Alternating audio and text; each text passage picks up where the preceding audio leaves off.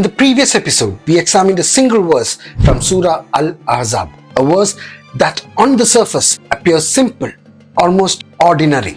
Guests had stayed too long after Muhammad's wedding feast. The Prophet felt shy, asking them to leave. And then, suddenly, a revelation appeared telling them not to remain in his house. In the same passage, another instruction appeared. People were told to speak to his wives from behind a curtain. And the verse ended by declaring that after the Prophet's death, no one would ever be allowed to marry his wives. 3 separate situations, 1 revelation. When we step back and look at it carefully, the question becomes difficult to ignore. Why does divine revelation repeatedly appear in moments that resolve the Prophet's personal circumstances? That question brings us to the next chapter. Because Surah 66, At-Tahrim, takes us even deeper into the private world of Muhammad's household. This time, the issue is not dinner guests. It is a conflict inside his own marriage. The opening verse immediately sets the scene. Prophet, why do you prohibit what Allah has made lawful for you, seeking to please your wives?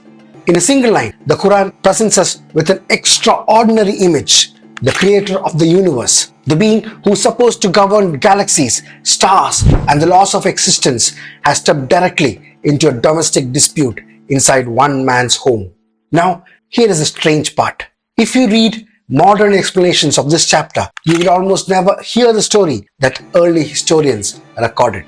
Instead, you're given a much safer, softer, and a harmless version. A story about honey. But the original story that triggered these verses is far more explosive. According to this version, Muhammad used to drink honey at the house of one of his wives. 2 other wives became jealous of the extra time he spent there. So when he visited them, they told him that his breath smelled unpleasant after drinking it. Wanting to keep peace in the household, Muhammad reportedly promised that he would stop consuming honey. And then, revelation arrived. Allah intervened to defend the honey. But if we pause for a moment, an obvious question appears. The Quran is supposed to be a book of moral guidance for all humanity until the end of time. So what moral lesson would humanity learn from this episode? That honey is allowed? If that explanation were true, eternal creator of billions of galaxies would be revealing scripture simply to confirm that someone may continue drinking honey. Do we really need divine revelation from the creator of the universe for something as simple as that? Something about that explanation does not fit the scale of the claim. And when we turn to the early historical reports and classical tafsir literature, the story becomes far less innocent. The honey story begins to look suspiciously like damage control, because many early sources connect these verses not to honey but to a woman named Maria al-Qibtiyya. Maria did not simply appear in Muhammad's household by chance. Her story begins with a letter. Around the late 620s, Muhammad sent letters to several rulers outside Arabia inviting them to accept Islam. The other option that he gave them was that if they didn't accept, they would be attacked. One of those letters was sent to the ruler of Egypt, known in Islamic sources as Al-Muqawqis. Al-Muqawqis did not convert to Islam, but he responded politely, for he had heard of Muhammad and knew him well. And so, along with his reply, he sent gifts. Among those gifts were 2 Coptic slave women. One of them was Maria al-Qibtiyya. Maria was then brought to Medina and entered Muhammad's household as a slave girl. According to many sources, Muhammad developed a relationship with her. And that relationship eventually triggered the events behind Surah 66. According to the historical reports, Muhammad had a system to manage time with his wives. Each wife had a designated day with him. In other words, a rotation schedule. One day for one wife, the next day for another. Now one day, when it was Hafsa's turn with the Prophet, Muhammad apparently sent Hafsa to her father Umar, saying that he wanted to see her. So Hafsa left for her paternal home. While she was gone, Muhammad had a private encounter with Maria inside Hafsa's room on her own bed. When Hafsa found out that she hadn't been called for, she returned home immediately. And what did she see when she entered the house? The Prophet and his slave girl on her own bed. Both of them were caught red-handed during the act. An argument followed. Hafsa was furious. Any woman would be right if she found her husband in bed with another woman. So she made a big hue and cry over the issue. In order to calm the situation, Muhammad reportedly promised her that he would not see Maria again. He also asked her to keep the matter secret. He specifically told Hafsa not to tell Aisha because Aisha would get angry if she heard about this incident. But the secret did not remain secret for long. Hafsa confided in Aisha, and then all hell broke loose. Young Aisha informed the other wives and they all revolted against him. Muhammad was so cornered that he did not approach his wives for 29 days, a month in the Islamic calendar. But he could not stay away for long. And suddenly, the private politics of the Prophet's household became the subject of revelation. Allah understood Muhammad's predicament and immediately sent down a verse. Before we continue with the story, there is one important detail that helps us understand the situation. In early Islamic law, sexual relations with female slaves owned by a man were considered permissible. This was not unique to Muhammad. It was part of the broader social system of the time. But in the Quran, there is also a verse that specifically addresses the Prophet's own circumstances. In Surah 33:50, Muhammad is given explicit permission regarding certain categories of women. Among them are those whom your right hand possesses, a phrase used in Quran to refer to female slaves. In other words, the text itself states that women who come into Prophet's possession as slaves were lawful to him to have a sexual relationship with. This is important context for the story we are examining. Maria al-Qibtiyya was not one of Muhammad's wives. She was a slave woman who had come into his household after being sent as a gift. And under the rules described in Quran itself, a woman in that position was considered permissible for the Prophet. Which means the conflict that erupted in Hafsa's house was not about whether Muhammad was legally allowed to be with Maria. The conflict was about something much more human: jealousy.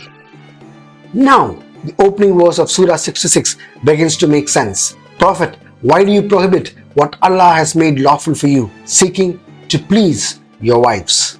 This verse appears to address the promise Muhammad had just made. The verse continues, Allah has already ordained for you the dissolution of your oaths. In other words, the promise Muhammad made in the heat of that argument could now be set aside. A divine instruction had arrived explaining that he was no longer bound by it. And this raises an even deeper moral question.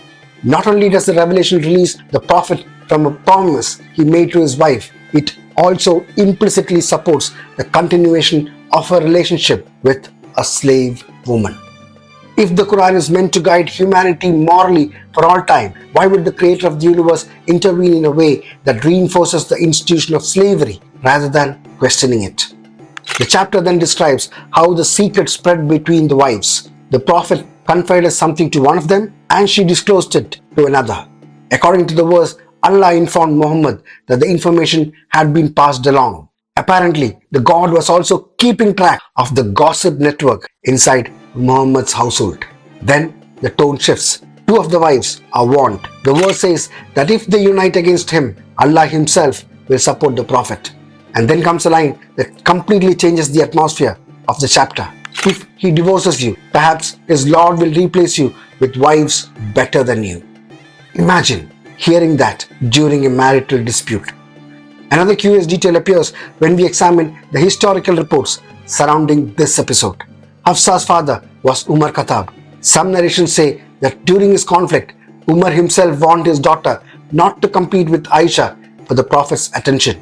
He reportedly told her that if Muhammad divorced her, Allah would give him wives better than her.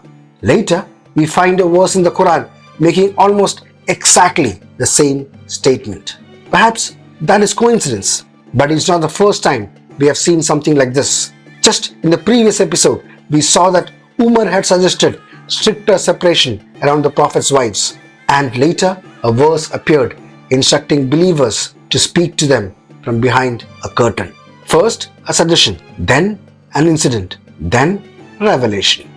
And there is another important piece of the story. After the revelation in Surah 66 told Muhammad not to forbid what was lawful to him, the promise he had made to Hafsa was effectively cancelled, and the relationship with Maria continued.